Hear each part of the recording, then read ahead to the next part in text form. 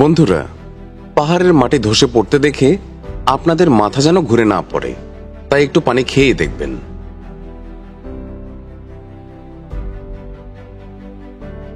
এই ঘটনায় হওয়া ক্ষতি তো আমরা পূরণ করতে পারবো না, তবে ক্যামেরাম্যানকে আমরা আন্তরিকভাবে একটা পুরস্কার দিতে চাই, যিনি নিজের জীবনের ঝুঁকি নিয়ে সম্ভাব্য সব দিক থেকে এই দৃশ্য ধারণ করেছেন।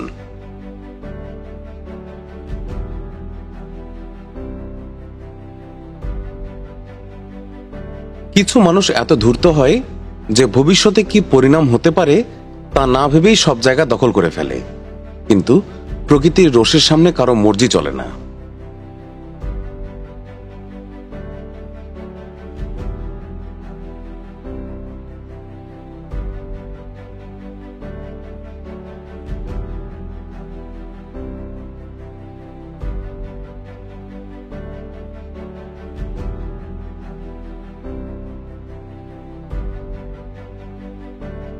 বন্ধুরা, যদি আপনারা লাখ লাখ টাকা খরচ করে গাড়ি কিনতে পারেন, তাহলে পার্কিং এর কয়েকটা টাকা বাঁচানোর জন্য নদীর আশেপাশে গাড়ি দাঁড় করাবেন না। দেখছেন তো অবহেলার ফল কি হয়। प्लेट नंबर निकाल लो उसकी, कौन सी है देखो गाड़ी जरा। अभी 2 गाड़ियां और फंसी है, वो वहाँ फंसी है, वो सीधी होगी, आ रही हो, वो सीधी होगी। हाँ मुर्गी आएगी, वो भी निकलेगी, आएगी वो। এরা দুই অবুঝ শিশু পাড়ার দোকান থেকে টফি নিয়ে বাড়ি ফিরছিল, কিন্তু তাদের কোনো ধারণাই ছিল না একটু দেরি হলে তাদের সঙ্গে কি ঘটতে পারত।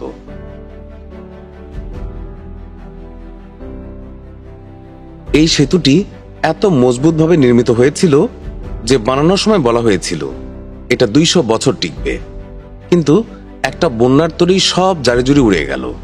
এই অসাধারণ দৃশ্য যদি ক্যামেরায় রেকর্ড না করা হতো, হয়তো কেউই বিশ্বাস করতে পারত না।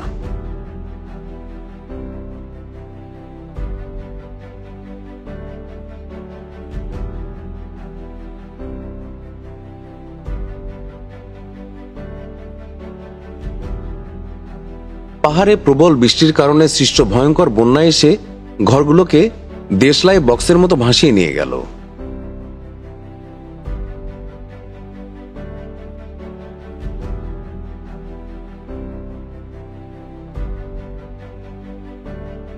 কিছু মানুষ ভিডিও বানানোর চক্করে এতটাই মগ্ন হয়ে যায় যে তারা নিজের জীবনের পরোয়াও করে না। নদীর প্রবল স্রোত এক দরিদ্রের ঝুপড়ি ভাসিয়ে নিয়ে যাচ্ছে।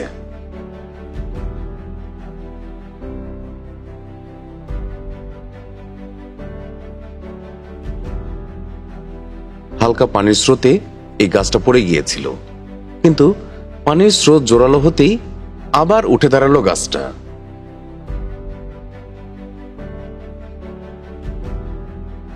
গরমের ছুটিতে পাহাড়ে ঘুরতে আসা লোকদের মাঝে কেউ একজন রক স্লাইডের ভিডিও রেকর্ড করে ফেলেছিল।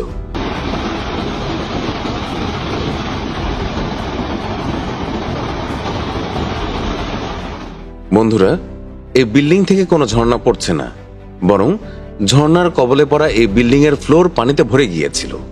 পানির প্রবাহ এত তীব্র ছিল যে বন্যা ব্রিজের রেলিং পর্যন্ত ভাসিয়ে নিয়ে গেছে।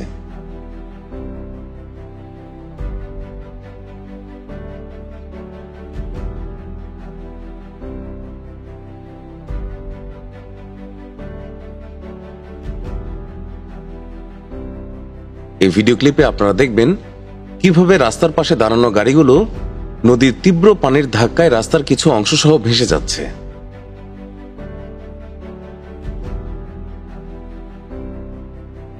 দেখেছেন, কেউ পানির নির্গমন পথকে সামান্য নালা মনে করে তার পাশে বাড়ি বানিয়েছিল, কিন্তু সে ভুলে গেছে যখন প্রকৃতির রোষ ধেয়ে আসে তখন কেউ বাঁচাতে আসে না।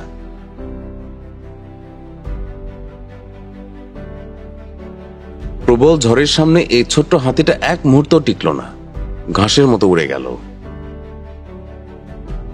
যদি এই পাথরের কবলে কোনো গাড়ি পড়ে যেত, সেটাকে থেতলে যাওয়া থেকে রক্ষা কেউ করতে পারত না।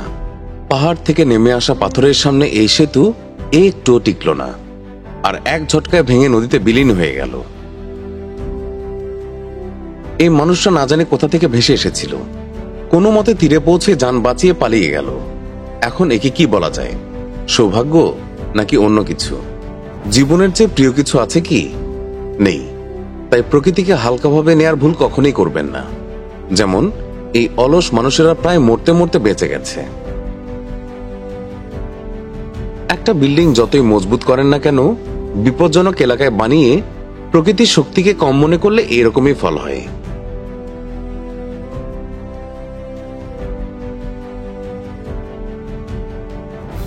এই বেকুবকে ভিডিও বানানোর পোকা এমন ভাবে কামড়ে দিয়েছিল যে নিজের জীবনের কথাও সে ভুলে গিয়েছে। আর যদি এক মুহূর্ত দেরি হতো তাহলে তার সাথে কি কি হতে পারত তা সে বুঝতেই পারেনি। আগুন লাগে বস্তিতে আর কেউ থাকে মজাতে, এই কথাটি হয়তো আপনারা অনেকেই শুনেছেন। আজ সেটাও দেখুন। এখানে বস্তিতে বন্যায় সবকিছু এলোমেলো হয়ে গেছে, কিন্তু কোনো এক আহাম্মক ব্যস্ত ভিডিও বানাতে। কিছু মানুষের বোধ বুদ্ধি একটু কমই হয়, যেমন এই মেয়েটি। একে কে বলবে যে ছাতা বৃষ্টিতে ব্যবহার করার জিনিস, ঝড়ের সময় নয়। সৈকতে ময়লা ফেলা এই লোকদের উপর সমুদ্রের ঢেউ এত আক্রোশ নিয়ে আছড়ে পড়ল যেন বলতে চাইছে সব জায়গায় ময়লা ফেলা ঠিক নয়। আপাত শক্তিশালী দেখতে এই হাই টেনশন লাইনের খুঁটি ভেঙে চুরে এমন ভাবে এক হয়ে গেছে যেন এটা প্লাস্টিকের তৈরি ছিল।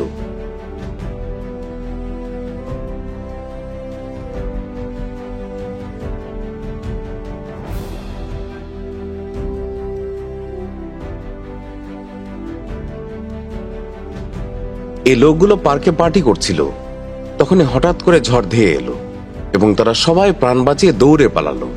কিছু মন্দ লোক গ্রামের পুকুরে মাটি ভরাট করে অবৈধ স্থাপনা নির্মাণ করেছিল, কিন্তু পুকুরের জায়গাটা খালি করতে প্রকৃতির পুলিশ বা ম্যাজিস্ট্রেটের দরকার পড়েনি। আর দেখতে দেখতে পুরো বাড়িটা পুকুরের মাঝে ডুবে গেছে। দেখেছেন?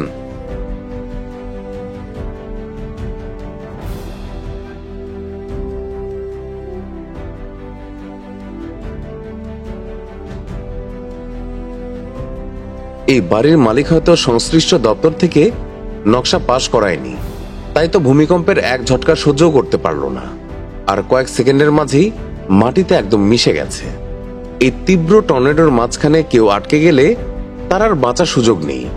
কে জানে কোথায় গিয়ে পড়তো। যাই হোক, ভাগ্য ভালো যে কেউ হতাহত হয়নি।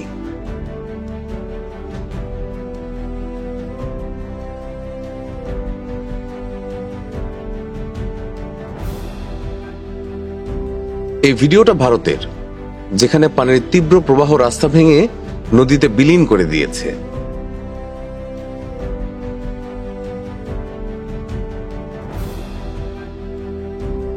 সাগর সৈকতে মজা করা লোকজনকে সমুদ্র দেবতার চরম দৌড়ানি দিয়ে বলছে, ভাগো এখান থেকে, তোমাদের ওইসব উল্টোপাল্টা কাজ কারবার এখানে চলবে না।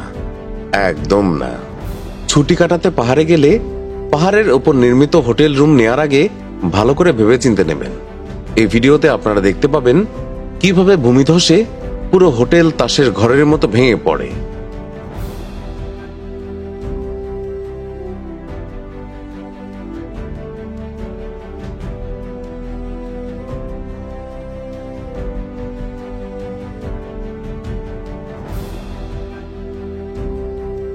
এটা কোনো কাগজের নৌকা নয়, বন্যার পানিতে ভাসমান একটা গাড়ি।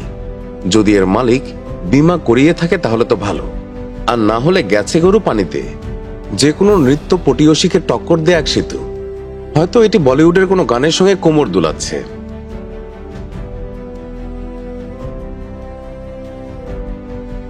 পুল, সেটা বিহারের হোক বা বাইরের, প্রকৃতির রুদ্র রূপের সামনে কিছুই নয়। দেখুন, পানির তীব্র স্রোতের ধাক্কায় এই পুল একটু টিকতে পারেনি।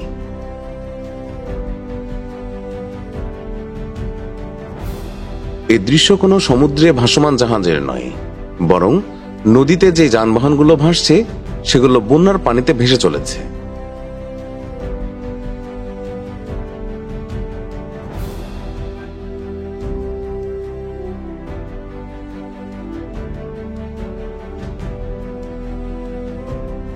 এই দৃশ্যটি ভারতের, যেখানে সদ্যই নতুন বানানো রাস্তা বন্যার তোরে ভেসে গেছে, আর ঠিকাদার বলছে কমপক্ষে উদ্বোধনের সুযোগ তো দিতে।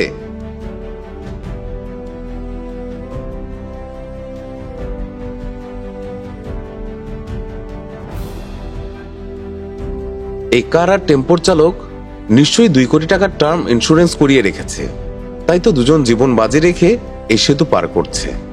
যেখানে সরকার নিজের জায়গা কাউকে দখল করতে দেয় না, তাহলে নদী কেন নিজের জায়গা দখল করতে দেবে? এই দোকানগুলোকে কয়েক মুহূর্তের মাঝে নদী তার সঙ্গে নিয়ে গেল। খেল খতম। এই দৃশ্যটা এমন যে দুধ ফেটে গিয়ে মাখন বেরিয়ে আসছে।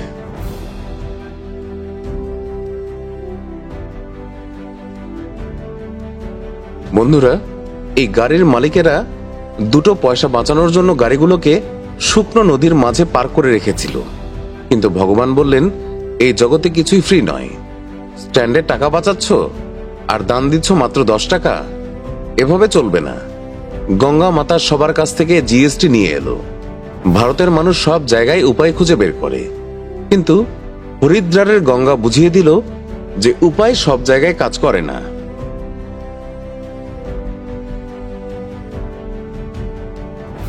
যদি ফ্রি জায়গায় বাড়ি বানাতেই হয়, তাহলে অন্তত পিলারগুলো শক্তপোক্ত করা উচিত, যাতে মাটি সরে গেলেও বাড়িটা না সরতে পারে। বন্ধুরা, নদীর জায়গা দখল করে বাড়ি বানানোর ফল ঠিক এমনই হয়।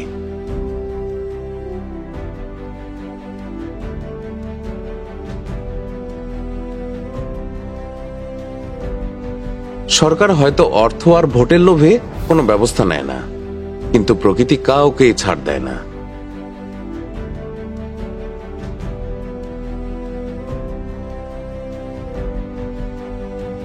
এমন না যে বন্যার জন্যই সেতু ভেঙে যায়। অনেক সময় সেতু ভেঙে যাওয়ার পেছনে কমিশন বাণিজ্যের ভূমিকাও বেশি থাকতে পারে।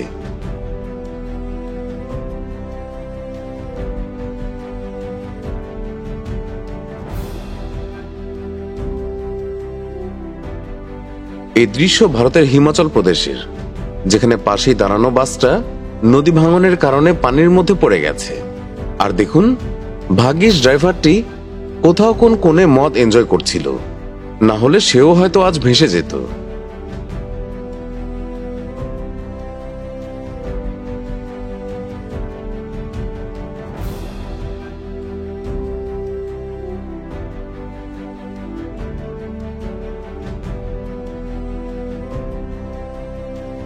পাহাড় থেকে ছিটকে পড়া এই পাথরগুলো কোনো উগ্রবাদী সন্ত্রাসীরা ছুঁড়ে ফেলছে না, এটা এক প্রাকৃতিক ঘটনা।